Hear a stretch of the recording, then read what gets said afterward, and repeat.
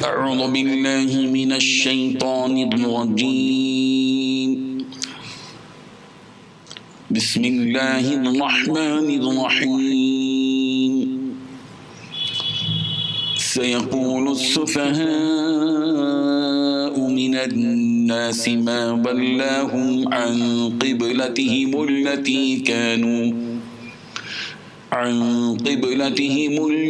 كانوا عليها قل لله المشرق والمغرب يهدي من يشاء إلى صراط مستقيم۔ حاضرین و ناظرین، یہ سورہ بقرہ کی آیت نمبر 142 ہے، 142۔ ہم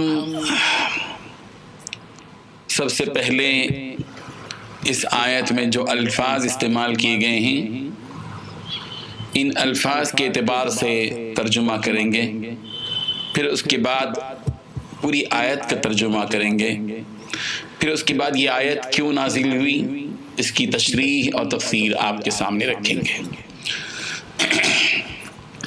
سیقول السفہاء، سیقول ان قریب کہیں گے، السفہاء بے وقوف لوگ، من الناس لوگوں میں سے، ما وہ چیز کہیں گے، اس چیز کے بارے میں کہیں گے جو ولاہم عن قبلتہم التی، اس قبلے کے بارے میں، ولاہم ان کو پھیر دیا، عن قبلتہم التی ان کے اس قبلے سے، کانو علیہا جس قبلے پر وہ تھے، قل کہہ دیجئے، للہ اللہ ہی کے لیے ہے، المشرق والمغرب مشرق اور مغرب، یہدی اللہ تبارک و تعالی ہدایت کرتا ہے، من یشاء جس کو چاہتا ہے، الی صراط مستقیم سیدھے راستے کی طرف۔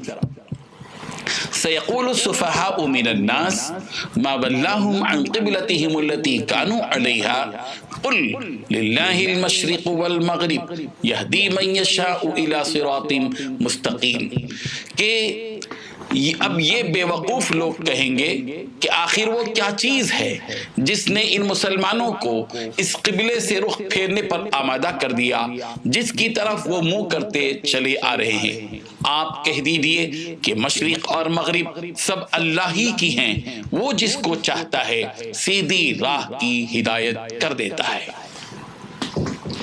بات کیا ہوئی تھی؟ دراصل نبی کریم حضرت محمد رسول اللہ صلی اللہ علیہ وسلم جب تک مکہ مکرمہ میں رہے، بیت المقدس کی طرف رخ کر کے نماز ادا کرتے رہے۔ اس میں اختلاف ہے، بعض حضرات یہ کہتے ہیں کہ حضور اکرم صلی اللہ علیہ وسلم مکے میں جب تک رہے کعبۃ اللہ کی طرف رخ کر کے نماز پڑھتے رہے، جب مدینہ آئے تو بیت المقدس کی طرف رخ کر کے نماز پڑھنا شروع کیا، پھر اس کے بعد تحویل قبلہ ہوا۔ لیکن حضرت عبداللہ بن عباس رضی اللہ عنہ کی رائے یہی ہے کہ حضور اکرم صلی اللہ علیہ وسلم مکہ مکرمہ میں جب تک رہے بیت المقدس کی طرف رخ کر کے نماز پڑھتے رہے، پھر جب مدینہ منورہ تشریف لائے تو اسی بیت المقدس کی طرف رخ کر کے 16-17 مہینے تک اسی بیت المقدس کی طرف رخ کر کے نماز پڑھتے رہے۔ اور لیکن اس دوران نبی کریم حضرت محمد رسول اللہ صلی اللہ علیہ وسلم کا جی یہ چاہتا تھا کہ قبلہ جو ہے بیت اللہ کی طرف کر دیا جائے، اس لیے کہ بیت اللہ وہ گھر ہے جو پہلا گھر ہے جس کو حضرت آدم نے سب سے پہلے، بلکہ اس سے بھی پہلے فرشتوں نے اس کی تعمیر کی، پھر حضرت آدم علیہ السلام نے تعمیر کی، پھر اس کے بعد ابراہیم علیہ السلام نے اپنے بیٹے اسماعیل کے ساتھ اس کی تعمیر کی۔ اور چونکہ حضور اکرم صلی اللہ علیہ وسلم کی خاص نسبت ابراہیم سے، آپ اسی خاندان سے چلے آئے، بنی اسماعیل سے، تو پیارے پیغمبر صلی اللہ علیہ وسلم کی دلی تمنا اور آرزو یہ تھی کہ آپ علیہ الصلوۃ والتسلیم کا جو قبلہ ہے، جو مدینہ منورہ میں بیت المقدس کی طرف رخ کر کے جو نماز پڑھی جا رہی ہے اس کے بجائے بیت اللہ کی طرف کر دیا جائے۔ اسی تمنا اور آرزو اور اشتیاق کی وجہ سے نبی کریم حضرت محمد رسول اللہ کا چہرہ آسمان کی طرف اٹھتا تھا کہ کب وحی آئے گی اور اللہ کا کب حکم نازل ہوگا کہ بجائے بیت المقدس کے بیت اللہ کی طرف رخ کر کے نماز پڑھنے کا حکم دیا جائے۔ چنانچہ اللہ تعالیٰ نے اس کیفیت کو بھی بتایا، قد نرى تقلب وجهك في السماء فلنولينك قبلة ترضاها فول وجهك شطر المسجد الحرام۔ اس آیت کی تشریح آگے آئے کہ ہم اس کو بیان کریں گے۔ پھر اللہ تبارک و تعالیٰ نے حکم دیا قبلے کی طرف رخ کرنے کا. لیکن اللہ تبارک و تعالیٰ نے پیارے پیغمبر صلی اللہ علیہ وسلم کو اس بات سے آگاہ کیا کہ جب تحویل قبلہ ہوگا تو یہ مشرکین کہیں گے، یہ یہود و نصارہ کہیں گے، کیا کہیں گے؟ سیقول السفہاء، ان قریب یہ بے وقوف قسم کے لوگ، یہ یہود و نصارہ کہیں گے کہ من الناس، لوگوں میں سے جو بے وقوف ہیں وہ کہیں گے ما ولاہم عن قبلتہم التی کانوا علیہا، کہ آخر وہ کیا چیز ہے جس نے ان مسلمانوں کو اس قبلے سے رخ پھیرنے پر آمادہ کر دیا. کس وجہ سے مسلمانوں نے بیت المقدس سے اپنا رخ پھیر کر بیت اللہ کی طرف کر لیا؟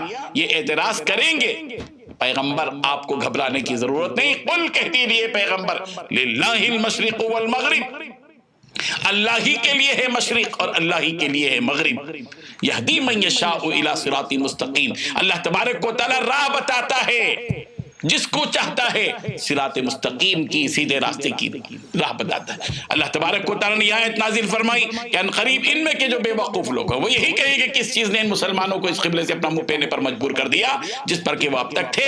اللہ تعالیٰ نے ان یہودیوں کا منہ توڑ جواب دے دیا اور صاف کہہ دیا کہ آپ پیغمبر ان کو کہہ دیجئے کہ مشرق ہو کے مغرب سارے رخ اللہ ہی کے ہیں. اللہ تعالیٰ ہر سمت پر اور ہر جگہ موجود ہے، مشرق ہو یا مغرب، شمال ہو یا جنوب، یہ ساری جہتیں اللہ تعالیٰ ہی کی بنائی ہوئی. اللہ تعالیٰ اپنی حکمت کے مطابق جب چاہے جس سمت کو چاہے قبلہ قرار دے سکتا ہے. مومن کا کام یہ ہے کہ وہ اللہ کے حکم کو تسلیم کر لے. یہاں یہ بات بھی جان لینا چاہیے کہ مومن کا رخ ہر عبادت میں صرف ایک اللہ کی طرف ہوتا ہے جو وحدہ لا شریک لہ ہے، اور اللہ تعالیٰ کی ذات مشرق اور مغرب، شمال اور جنوب کی قیدوں اور سمتوں سے بالکل بالا تر ہے. چونکہ سارے ہی مسلمانوں کی عبادت کے وقت ایک ہی جانب رخ کرنا یہ ڈسپلن کا تقاضا ہے، نظم و ضبط کا تقاضا ہے. اگر اللہ تعالیٰ کی طرف سے رخ مقرر نہ ہوتا قبلے کا تو ظاہر بات ہے کہ ایک آدمی شمال کی طرف رخ کر کے نماز پڑھتا اور ایک جنوب کی طرف اور ایک جو ہے مشرق کی طرف اور ایک مشرق کی طرف. ظاہر بات ہے کہ اس سے اتحاد پالا پالا ہو جاتا، ڈسپلن ختم ہو جاتا. اللہ تبارک و تعالیٰ کا جو دین ہے وہ دین فطرت ہے جو ڈسپلن کو، نظم و ضبط کو چاہتا ہے. بہرحال یہ قبلے کے سلسلے میں جو مشرکین کا جو یہود و نصارہ کا اعتراض تھا، اس اعتراض کو یہاں پر بیان کیا گیا ہے. اللہ تبارک و تعالی ہم سب کو اس حقیقت کو سمجھنے کی توفیق عطا فرمائے. وآخر دعوانا ان الحمدللہ رب العالمین. لا الہ الا اللہ.